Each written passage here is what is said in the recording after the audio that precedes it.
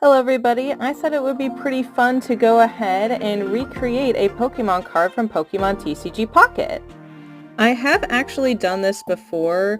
I did this with two different cards actually. I did it with Pikachu EX and I also did it with Mew, but now I wanted to really try it with something different. So how this is going to work is I'm going to open this pack and then I'm going to pick one of the cards to recreate. Alright, let's go for this first one right here.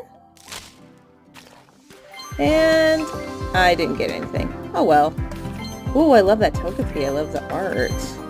Alright, so off the bat, I am instantly inspired by this Togepi card. Let's get some watercolor paper and watercolors.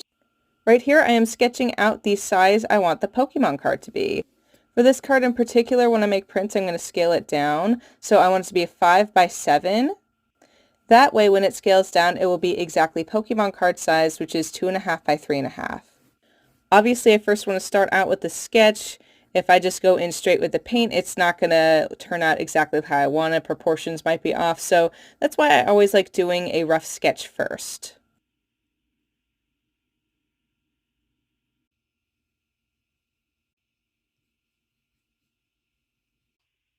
Now the sketch is done, let's go in with some watercolor. I will be using Winsor Newton watercolors, and I'm first going to go in with the purple for the background. Always keep a hairdryer on hand.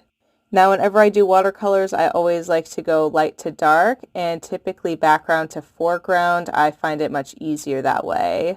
And now I'm going to go in with some Prismacolor watercolor pencils. This is going to be a nice base for the line art. As you can see here, I'm going in with some mid-tones. And now I'm starting to darken it up a bit. I want to go ahead and make this darker as well, so I'm going in with some darker purple and obviously hair drying it. Here's where my fine liners come in handy. I'm going to go in and define some of these details, especially the eyes.